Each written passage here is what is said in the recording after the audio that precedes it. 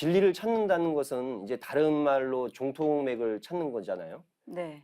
이건 사실 근데 간단한 문제가 아니거든요. 그렇죠. 이 도전에도 상제님께서 비태통이면 불가근하라 이렇게 말씀을 내주셨어요.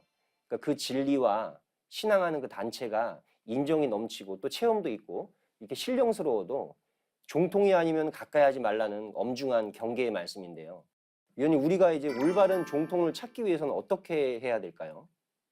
상제님 말씀 속에서 우리가 종통을 찾아봐야 되겠죠. 네네. 상제님께서는 천지 공사를 통해서 종통의 전수 과정과 도맥을 밝혀주셨습니다. 네.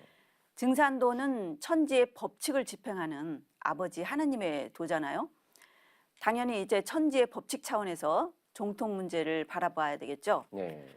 그래서 상제님께서는 천하 만민을 살리는 종통 대권은 나의 수부, 너희들의 어머니에게 맡긴다라고 하셨거든요. 예. 상제님께서는 당신님의 아내, 그러니까 진리의 반려자 되시는 수부님께 그 도통, 법통을 전하셨습니다. 여기서 우리가 수부라고 할 때 머리 숫자에 부인 부자를 쓰는데요. 네. 인간과 천지 신명의 머리가 되는 큰 어머니란 뜻이죠. 우리는 이분을 태모 고 수부님이라고 부릅니다. 네. 상제님의 도의 아내 되시는 분이죠. 다시 말하면은 건곤 합덕, 천지 부모 사상에 따라서 종통이 전수된 것입니다. 네. 그 복귀팔계를 보면 건곤 천지 축을 이루던 것이 문왕 8계에서는 서남과 서북으로 치우쳐 있거든요. 예. 그런데 이제 이것이 후천에는 건곤 천지가 그 지천택계를 이루면서 바로잡히게 되죠. 현실 역사에서는 하나님 아버지와 하나님 어머니 문화가 바르게 정립되는 거겠죠. 수호사님은 종통에 대한 상제님 말씀 중에 예. 제일 생각나는 게 무엇인가요? 네, 뭐 두 가지 정도가 딱 떠오르는데요.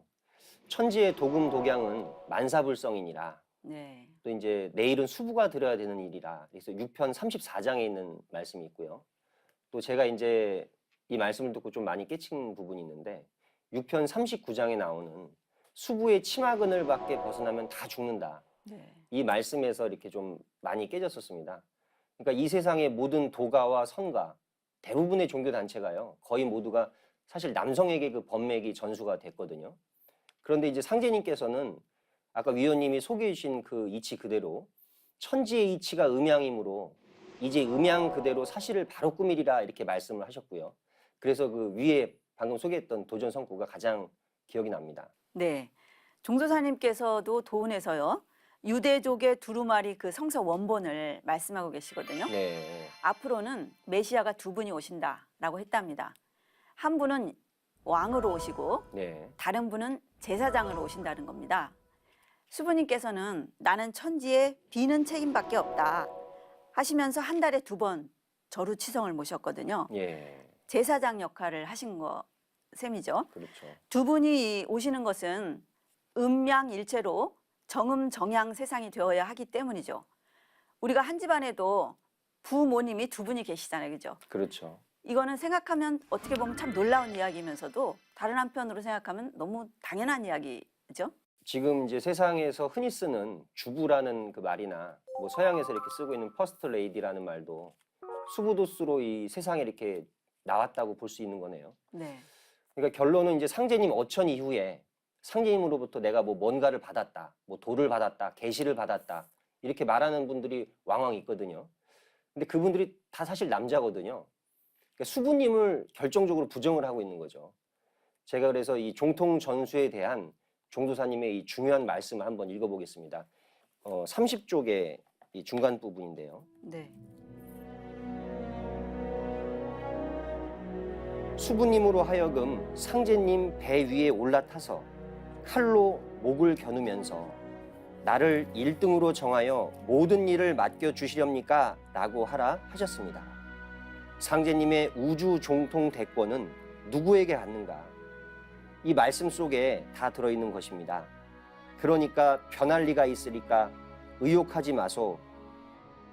상제님이, 하나님이 이렇게 언약을 하셨어요. 그리고서 천지에 고축하셨습니다. 이 순간 이 세상에 오신 천지의 어머니 하나님이 나로부터 천지 종통 대권을 다 위임받았느니라 해서 천지의 아버지와 어머니의 조화 성령이 천지에 각인되었단 말입니다.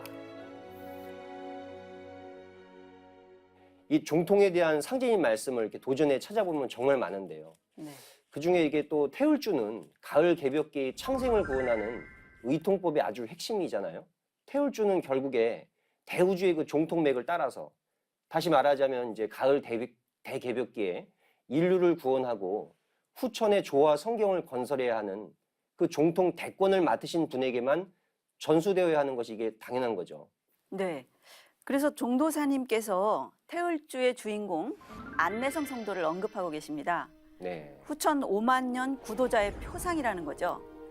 상제님께서는 안내성 성도한테 천지 1등 방문 도수를 붙이시잖아요. 네, 맞습니다. 그 이름도 바꿔주시잖아요. 마침내 이룬다는 내성으로 고쳐주셨고 태울주를 전수해 주시면서 이렇게 말씀하셨답니다. 너는 내 도의 아내다. 종통 문제는 매우 중요한 부분이니까 시청자 여러분께서도 종도사님께서 강조하신 이 부분의 깊은 뜻을 개벽지 3호로에서 직접 확인해 보셨으면 좋겠습니다. 예. 이렇게 뭐 정말 종통맥이 지금 다 나오고 사실 있는데요. 제가 그 태울주에 대한 종도사님 말씀을 한번 읽어보겠습니다. 37쪽에 이제 좌측 부분인데요.